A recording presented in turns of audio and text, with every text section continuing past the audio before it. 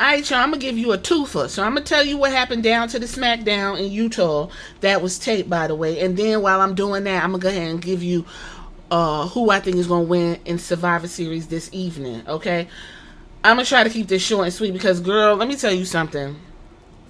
My heart is saddened for the ladies because these women are grown. Some of them got kids. Some of them are step parents. They menstruate monthly. They fucking. They married. They got lives, okay? And all of that diverse life and diversity and how women are and women's lives, all of that is set to the side for some high school bullshit.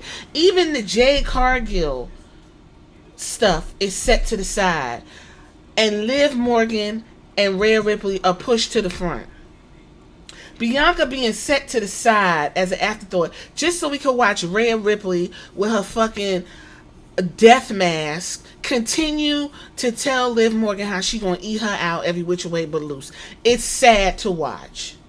Okay? These grown women could have a plethora of storylines and really a real reason to fight, are in the ring sounding like some high school hoes, okay, fighting just cause ain't shit else to do. Rhea Ripley and Liv Morgan's team came out. I thought it was Bianca's team. Rhea Ripley came out last. She stood up there like that's she running shit. Okay, Bianca again pushed to the side, giving me NXT vibes when Rhea Ripley was going up against Charlotte and Bianca was eased up in there for some reason because she was the girl at the time. And she stole the show in that little mix-up thing that was going on in NXT. Y'all remember when she dressed like Vegeta or something from there? Y'all know what I'm talking about. Now here we are. Same bullshit. So let me hurry up and tell you what happened. So basically, Rhea Ripley was in the ring. She came out last. Everybody's in the ring for the good guys. And Rhea Ripley is going on and on and on about war games because you need somebody with an accent to say it, being that British dude is busy. Okay? So he couldn't say it. And then Naomi called her Big Mama. And then Bianca said, you know what? I'm trying to figure out who took my girl out. Y'all took her down to the windshield. Didn't nobody give a fuck. Rhea Ripley, Liv Morgan, I'm gonna get you. Io Sky had to come in with her cute little Japanese self and say, we're going to destroy you. That's all we could get from Io. That's all we could get. Then Liv Morgan comes out. And then we have Nia Jax's big ass talking like she's 12. Mind you, the stuff that she was saying was all facts. But the way you're delivering it, ma'am, you could talk regular, seriously. And then Bailey, that's not true. And then Liv Morgan, you know what?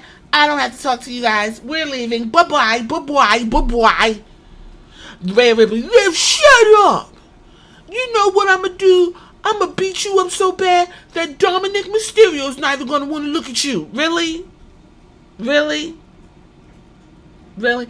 Please go and listen to the podcast where I book these hoes the way they need to be booked. Rhea Ripley and Liv Morgan. Ain't but one thing need to be happening in that ring, and that's them making out. That's it.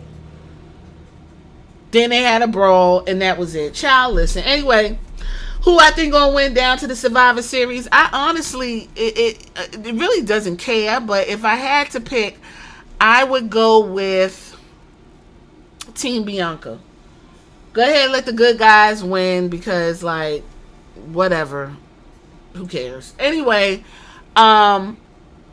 we went into Shinsuke Nakamura versus Andrade El Idolo.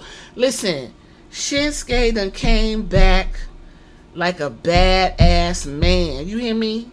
Shinsuke is the coolest motherfucker walking in the WWE as a Japanese dude. His representation is fan-fucking-tastic. Shinsuke won, and that's cool. Andrade will wrestle his ass off. You got two good hands that are not being used properly. Now, Shinsuke got a match with LA Knight. You put Shinsuke out, and Shinsuke come back revigorated rejuvenated. Now, if you don't know where I got that from, then you ain't never seen Carlito's Way. Anyway, if he don't win tonight for the United States Championship, I'm throwing my hands up. I'm throwing them up. I'm done. I'm done with it. Then we went into Nick Aldis let the bloodline know that they can't be down to the ring. Okay, Jacob is the only person got to go down to the ring. Then we come and we got Tommaso is yelling at Johnny Gargano. Basically, what Tommaso said ain't wrong. We here to win championships, not to grab ass and fuck around with them old head niggas that made you feel good. You need to come up over here and win this championship. If you don't get on my side, I'm going to put my boot in your ass. We running back that NXT shit. That's it. Kevin Owens gave a promo. Listen, Kevin Owens ain't wrong. The dude said, I'm trying to work. I'm just trying to come to work. We friends. You over here getting with Roman Reigns. I don't understand why you fucking confused about why I'm mad at you. Okay? Fucking Randy, he caught a stray. I don't even know. Either way, I'm mad and I want to whoop your ass. That's basically what he said. Then we got Cody Rhodes versus Carmelo Hayes. Listen, Carmelo sold them moves like the rent was due. And to be honest, the rent is due. Because I'm not really sure what the fuck y'all doing with Carmelo Hayes. Does Carmelo Hayes need to put the fries in the bag, bro? Because it's looking like we need another fry guy. Okay? Then we got CM Punk, Roman Reigns, and Paul Heyman segment. Let me tell you something real quick. If I booked that, and I was CM Punk, the way I would roundhouse Roman Reigns out his fucking socks. You sitting there, first of all, I'm only have to say one time, I'm here to help Paul Heyman. He said about 17 times that he here to help Paul Heyman. I'm here for Paul Heyman. I'm here for Paul Heyman. Got it. Roman Reigns is basically telling you, I don't give a fuck about nothing y'all talking about. I don't want your help. I ain't asked for you to come. I called your fat ass. You call this motherfucker. Now you want me to sit here and play with him? I don't want to play with him. I'm here to get my title back, get my Ulafala, and have you motherfuckers follow me. That's it. I'm not here to do none of what y'all want me to do. CM Punk sitting there talking about, well, I don't care, because I'm here for Paul. If I was CM Punk, here's my booking. After Roman said all that hot shit to me, I'd have got up and kicked the shit out of him and walked the fuck off. Like, we don't have to talk. Then CM Punk was like, you know what, Paul, you got a favor that you owe me because I'm helping you out. Fuck all this. I'll see you in the ring. Roman look at Paul like, what's the favor? Paul gonna say, don't worry about it, Roman. We'll talk about it later. Old Roman Reigns would have grabbed Paul Heyman's chin and snatched that motherfucker out the frame. This Roman Reigns is like, okay, I'ma wait. Ain't no telling what this motherfucker got up his sleeve, but we'll see what happens. Are you joking? Why y'all booking my man like this? I'm done with it. Anyway, moving right along, we go into the third match, which is Michin, Piper Niven, Chelsea Green floating around, and Lash Legend. I told y'all last time Lash Legend's coming. I love Lash Legend. That's a big, beautiful black woman. Thick. She came a long way when she first started. And she's going to be somebody a force to deal with if Triple H let this woman shine. But we already know how that's gonna go. Either way, Michin won. I didn't even know B-Fab was out there, child. I'm gonna be honest with y'all, I wasn't really paying attention. But Michin, I want one of y'all in the comments to tell me what her character is this time. That's what I want. Now she got ponytails. Tell me what Michin's character is. That's all I'm asking y'all to do in the comments. So Michin won, whoop de whoop de whoop. If you go back and listen to the podcast, if you're new here, I actually put Michin and Chelsea Green as the finals, and Chelsea Green probably gonna go over. Then we went to Byron Saxton and LA Knight, because Shinsuke had spit in LA Knight's face, so he was back there getting himself together, and basically, he said, I got the win, whatever. Nick Aldis told Sami Zayn and Jimmy Uso, don't go to ringside.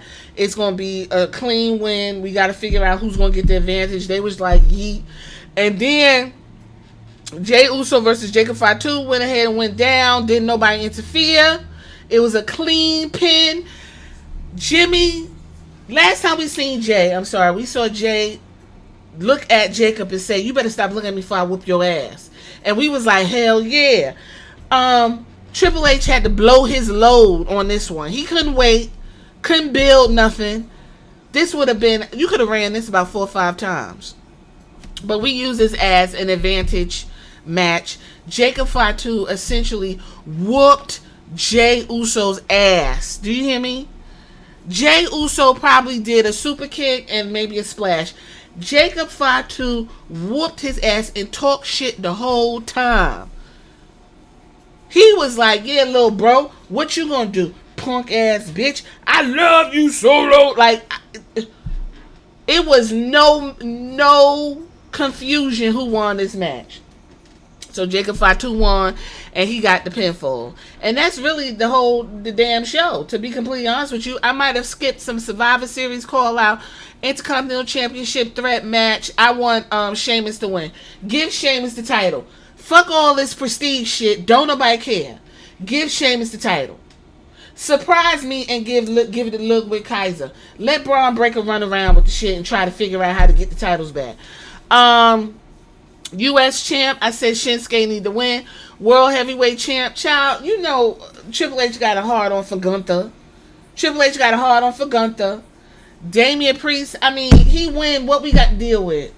Listen to him talk about his Puerto Rican bringing and how he trash and he ain't trash no more. Damian Priest need to go ahead on down to that fucking sex house called the Judgment Day and climb on top of old girl Raquel Rodriguez and get his shit waxed. That's what need to be happening. He need to go over there and figure out what's going on over there and straighten them motherfuckers out and get some pussy. That's where I'm at with it. I already told you, I said Team Bianca. Because I don't know. The men War Games, it's a toss-up. I know for a fact both War Games matches going to be a bunch of shenanigans, okay? It's going to be a bunch of shenanigans. They're going to have Io Sky jump through a motherfucking flaming hoop and, you know, whatever.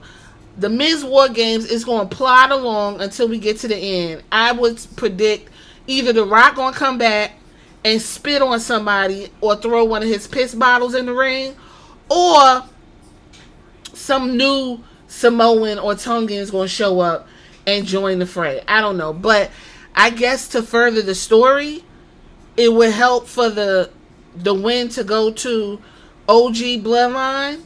Because at this point, I don't see what else Solo got to prove. He done beat the man, got the Ula follow. That's all y'all say he had to do. Now what he need to be doing is running after Cody Rhodes. But whatever. Mind you, Cody Rhodes is not on the card. Cody Rhodes ain't on the card, so we ain't even going to even discuss that. I don't even fucking understand. You know what else ain't on the card? No tag team championships from the men. Why you put Tommaso and old boy on there to go back after the Motor City Machine Guns and continue their story? This card is disappointing and thrown the fuck together. And listen, I will be reviewing it if you made it this far, so look out for that. Tell me what y'all think in the comments, though. Deuces. That was corny. I'm sorry. Bye.